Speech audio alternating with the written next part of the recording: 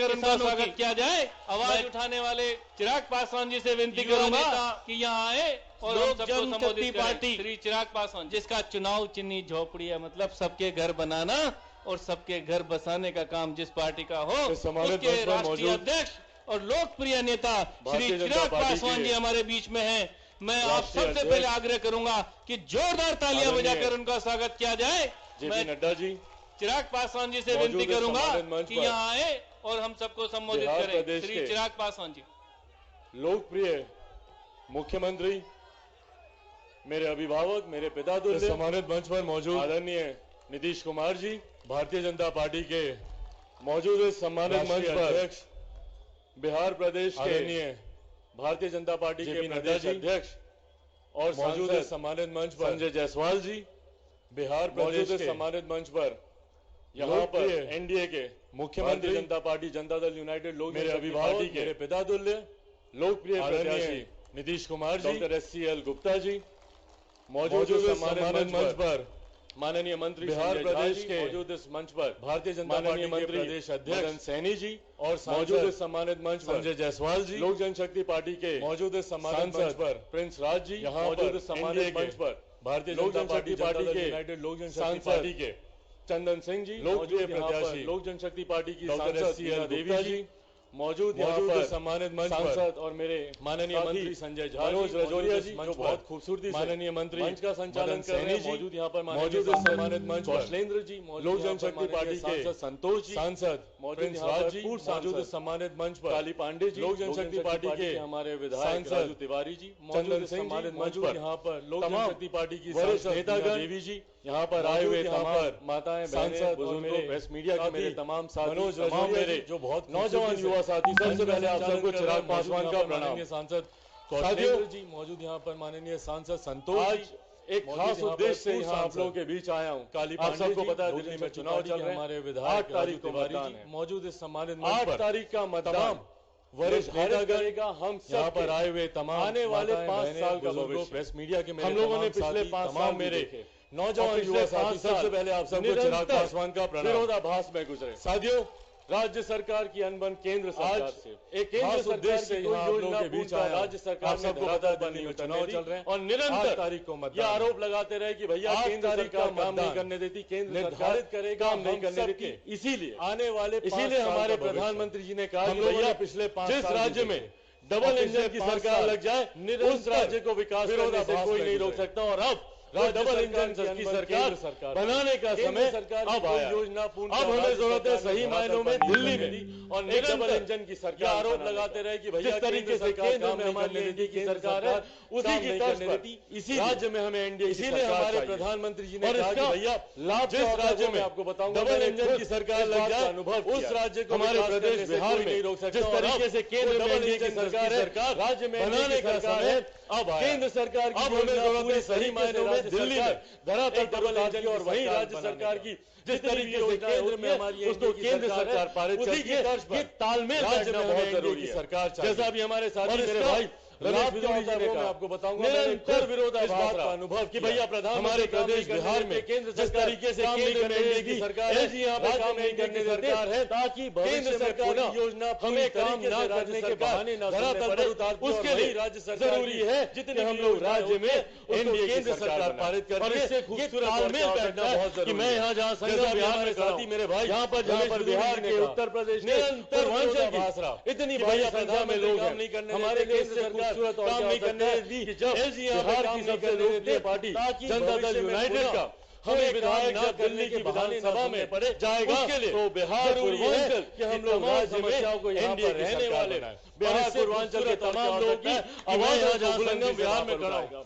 यहाँ पर जहाँ बिहार के उत्तर प्रदेश के एक ऐसे नेता को चुनकर इतनी भारी विधानसभा में भेजने की हमारे लिए जो वहाँ पर जाकर बहाने ना बने। जब काम न करने के लिए जनता दल यूनाइटेड का एक के बाद विधायक हमें ना गिराए, विधानसभा में कैसे जाएगा तो बिहार पूर्वांचल की जरूरत है। तमाम समस्याओं को यहाँ पर रहने वाले बिहार पूर्वांचल के तमाम ईमानदारी से आवाज आपको काम करे, आपकी समस्या का समाधान है हमें। और ये एक ऐसी पार्टी के नेता है जिनके राष्ट्रीय अध्यक्ष हमारे माननीय मुख्यमंत्री नीतीश कुमार जी हैं। नीतीश कुमार जी एक ऐसे प्रदेश का नेतृत्व एक के बाद खूबसूरती से रुकावटें हमें 15 साल से कर रहे हैं नेता जो प्रदेश चुनकर हमें देने की जरूरत है, जो दिल्ली की विधानसभा में जाकर 90 का वो दशक ईमानदारी से हत्या, अपहरण, लूटमार, डकैती चरम सीमा पर समाधान ढूंढे। ऐसे दौर से हमारे पार्टी के नेता हैं, हमारे राष्ट्रीय अध्यक्ष, हमारे माननीय मुख्यमंत्री नीतीश कुमार जी से सवाल नीतीश कुमार पार्टी के प्रत्याशी हैं यहाँ पर गुप्ता खूबसूरती से साथियों पिछले 15 करने कर रहे हैं जो प्रदेश नेता को चुने, ऐसी पार्टी को चुने,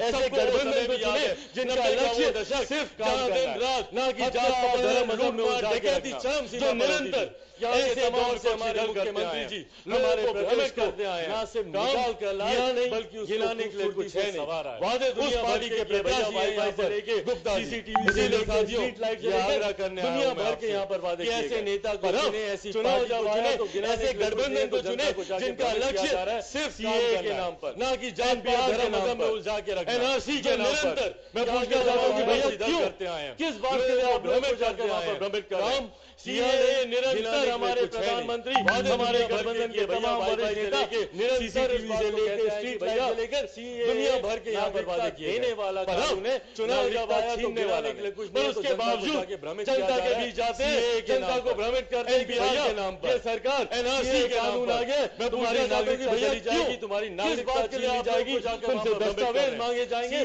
लाइनों में लगा कर हमारा जाएगा मंत्री क्यों हमारे गठबंधन के तमाम वरिष्ठ नेता भारत में रहने वाले किसी भी मूल निवासी से कुछ लेना देना नहीं है,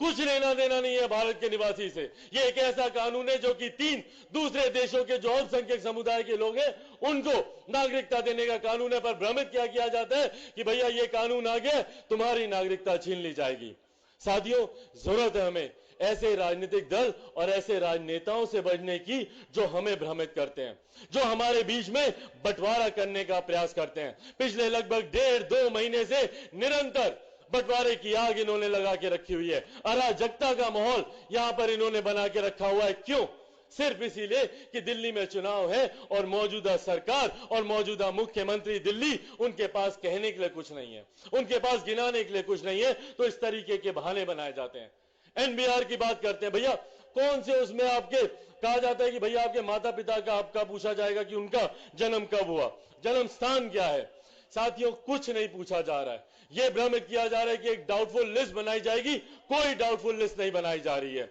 यह सिर्फ हमें भ्रमित करने का काम किया जा रहा है। और आपके माध्यम से मैं चाहता हूं कि आपके माध्यम से घर घर हर परिवार संभवतः हर व्यक्ति तक ये बात पहुंचे कि किस तरीके से बंटवारे की राजनीति की जा रही है। हमारे प्रधानमंत्री मजबूती से खड़े होकर बोलते हैं कि भैया एनआरसी का दूर दूर तक कोई प्रश्न नहीं है, पर बार बार लोगों को भ्रमित किया जा रहा है कि भैया एनआरसी आएगा तुम्हारी नागरिकता छीन ली जाएगी। क्यों इस तरीके की आगजनी का माहौल, अराजकता का माहौल यहां पे बना के रखा हुआ है। साथियों, ये जिम्मेदारी अब हम सब के ऊपर आती है कि हम सब अपने माध्यम से जितना हो सके घर घर परिवार तक जाकर इस बात को बताएं कि कौन लोग बंटवारे की राजनीति कर रहे हैं और कौन सी सरकार, कौन सा गठबंधन ईमानदारी से आपके लिए काम करना चाहता है। साथियों, जिस तरीके से बिहार, उत्तर प्रदेश में हम लोगों ने एनडीए की सरकार बनाई जो दिन रात सिर्फ विकास को अपना मूल मंत्र मानकर दिन रात काम कर रही है। हमारे मुख्यमंत्री जी बिहार के यहाँ पर मौजूद हैं, बिहार जाकर देखिए, यहाँ पर संगम बिहार की गलियां देखिए, सड़कें देखिए किस बदहाल हालत में है, और बिहार के आप गांव तक जाके देख लीजिए किस खूबसूरती से हमारे मुख्यमंत्री जी ने सड़कों का जाल बिछा रखा है। साथ निश्चय के तौर पर किस तरीके से आज ये पानी देने की बात करते हैं, हमारे मुख्यमंत्री जी ने कब से इस लक्ष्य को उठा रखा है, हर घर नल का जल और स्वच्छ जल, साफ जल। यहां पर ये बात करते हैं कि भैया हम पानी दे रहे हैं, पानी दे रहे हैं, पानी की गुणवत्ता देखिए।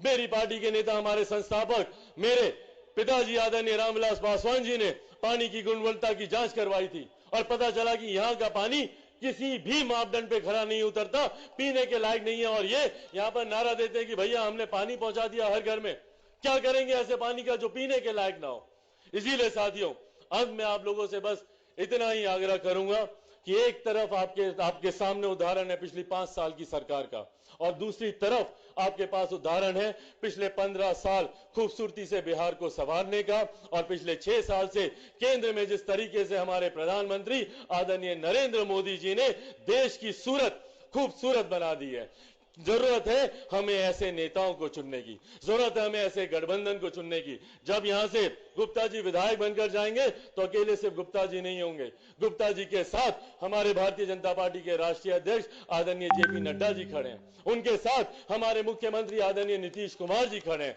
उनके साथ हमारे मेरे नेता मेरे पिताजी आदरणीय रामविलास पासवान जी खड़े हैं, और सबसे बड़ी बात हमारे देश के प्रधानमंत्री आदरणीय नरेंद्र मोदी जी इनके साथ खड़े हैं। इसीलिए साथियों यह आग्रह करूंगा कि इनको भारी मतों से यहां से विजयी बनाकर आप इनको दिल्ली की विधानसभा में भेजें। आगामी 8 तारीख को सुबह ही अपने घर परिवार दादा दादी नाना नानी चाचा चाची यार दोस्त भाई बंधु सबके साथ जाएं और भारी मतदान वहां पर जाकर करें। 8 तारीख को तीर छाप पर जनता दल यूनाइटेड का चुनाव चिन्ह कमल बंगला सब एक है, पर यहां पर तीर छाप पर जाकर अपना बटन दबाएं और इनको भारी मतों से यहां से विजयी बनाएं। बस यही आग्रह करने मैं यहां आप लोगों के बीच आया हूं। इन्हीं शब्दों के साथ बहुत बहुत धन्यवाद। जय हिंद।